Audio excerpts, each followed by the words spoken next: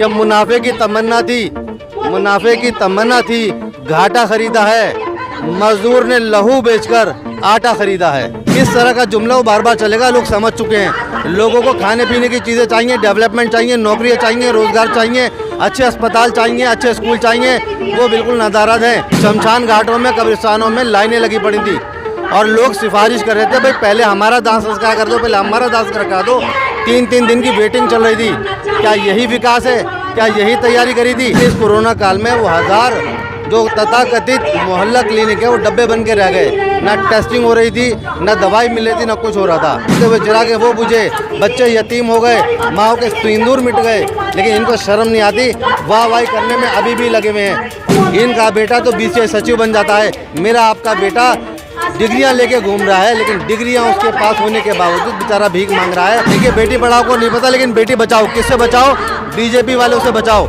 जिस तरीके से कुलदीप चंद सेंगर को इन्होंने बचाया और जिस तरीके से तिरंगा यात्रा निकाली कठुआ में, देखिए बस से बदतर हालात हैं। आपने देखा कि जिस तरीके से शीला दीक्षित जी ने विकास के बयार बहाई थी, आज वो नर्क के हालात बना दी गए। खासकर किराड़ी में पानी भरा पड़ा है, गंदा पानी नलों में आ रहा है और जिस तरीके से जगह जगह पर पानी भरने की वजह से चिकनगुनिया, डेंगू, मलेरिया के मच्छर पैदा हो रहे हैं। करोड़ों रुपए विज्ञापनों पे तो खर्च हो रहे हैं, लेकिन उसकी निकासी के लिए अगर लाखों रुपए भी खर्च कर दें तो लोगों को निजात मिल जाए।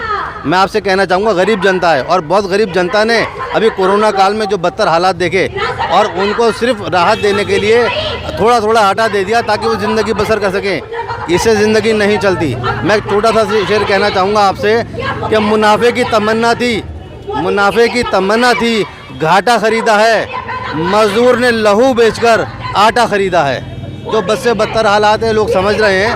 और आपने देखा कि यहाँ का जो किराड़ी का विधायक है कोरोना काल में गायब था और अपने गांव जाकर बैठ गया था, लेकिन अब लोग समझ चुके हैं इस कोरोना काल में ये जो 1000 मोहल्ला क्लिनिक का बजट था, अगर 10 इसमें अस्पताल बनाए जाते तो लोगों को वहाँ पे हर तरीके की ICU की सुविधा मिलती, वेंटिलेटर की सुविधा मिलती, टेस्टिंग की सुविधा मिलती। लेकिन इस कोरोना काल में वो 1000 जो तथाकथित मोहल्ला क्लिनिक है वो डब्बे बन के रह गए। ना टेस्टिंग हो रही थी, ना दवाई मिल रही थी, ना कुछ हो रहा था। लेकिन दिल्ली सरकार कहती है कि हमने चिकित्सा पे बहुत काम किया दिल्ली में।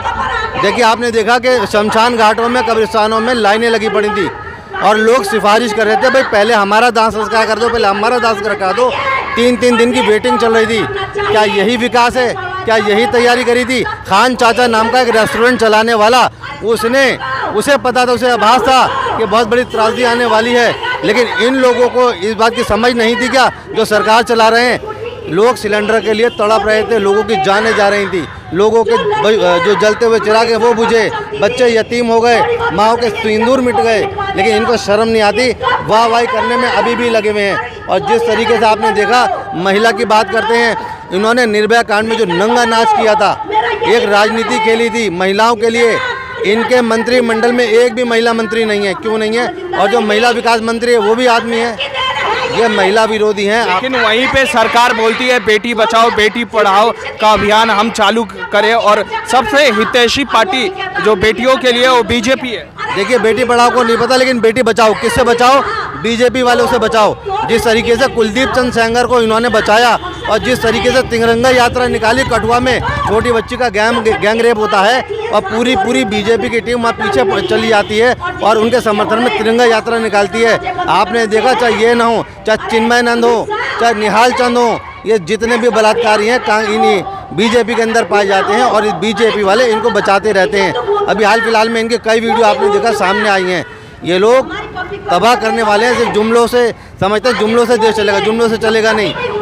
मैं कहना चाहता हूं, जो देश के गृह मंत्री हैं, अभी उन्होंने कहा कि भाई ये रास्ते में कांग्रेस ने हाईवे नमाज पढ़ने की इजाज़त देती। एक भी जगह आप दिखा दिए कहीं हो, जो गृह मंत्री होता सबका होता, वो हिंदू का, मुस्लिम का, कांग्रेस का, BJP का, एक आदमी का होता है। लेकिन जिस तरीके से बयान इन गृह मंत्री के आ रहे हैं, नाकाबिले माफ़ी हैं।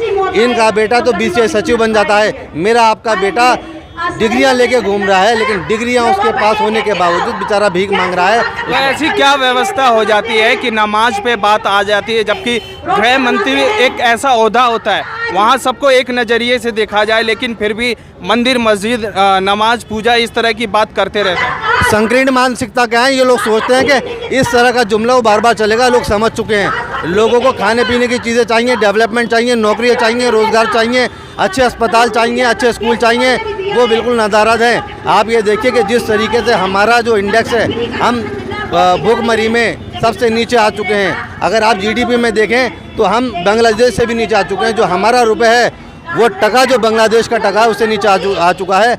इससे घटिया बात क्या होगी? सिर्फ जुमलों से काम नहीं चलेगा। और मैं कहना चाहूँगा, जिस तरीके से गृह मंत्री ने कहा कि चुनाव में जुमले होते हैं, वो जुमले नहीं होते। उन बातों पे एतबार करता है आदमी समझता है कि जो इस आदमी ने, जो इस शख्सियत ने हमसे वादा किया है वो उसको निभाएगा, उसके बदौलत वो उसको वोट देते हैं। लेकिन चुनाव के बाद उन्हीं वादों को जब वो जुमला कहते हैं तो इनसे घटिया आदमी कोई नहीं होगा। सर, अभी बयान जारी हो गया है कि भारत में 100 करोड़ टीकाकरण सबसे पहले हो गया है और ये एक उपलब्धि है। देखिए, आपने देखा कि मोदी जी के जन्मदिन में जिस तरीके से उन्होंने कहा कि 2 करोड़ उन्होंने टीकाकरण करा, क्या उससे पहले नहीं हो सकता था?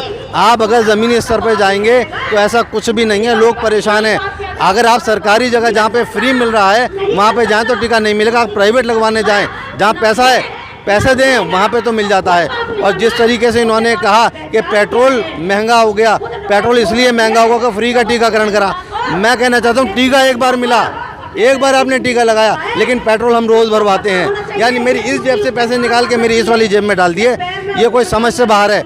और इससे नुकसान ये हुआ है कि पेट्रोल और डीजल बढ़ने की वजह से खाने पीने की चीज़ों, कारोबार की चीज़ों, सीमेंट की, वो सरिया हो, कोई भी चीज़ हो, सब महंगी की महंगी होती जा रही है। लेकिन निकम्मी सरकार पे जून तक नहीं रेंग रही। इसी खुशफहमी है कि अगली बार हम फिर आने वाले हैं। लेकिन अगली बार एमसीडी में आपको मैं दिखाना चाहता हूँ, दिल्ली में बहुत बड़ा बदलाव आपको नज़र आने वाला है। और जिस तरीके से इस राशन कार्ड दफ्तर जो बराबर में है, एक राशन कार्ड यहाँ नहीं बन पाया, बुजुर्गों की पेंशनें बंद कर दी गई। कौन जिम्मेदार इसका? जिम्मेदार यही लोग हैं। लोग समझ चुके हैं, हिंदू मुस्लिम से हाजिर आ चुके हैं। हिंदू मुस्लिम हम सब भाई भाई हैं, एक दूसरे के साथ कंधे कंधा मिला के चलते हैं, आज तक चले रहे हैं। ये लोग कहते हैं कि हिंदू खतरे में हिंदू नहीं है, खतरे में हम लोगों की नौकरियां हैं, खतरे में भाईचारा है। इसको दूर करना है, इसीलिए हम सब आपस में मोहब्बत के साथ लें। जय हिंद, जय वफर। न्यूज़ डिक्शनरी, खबर जो आपको भाए।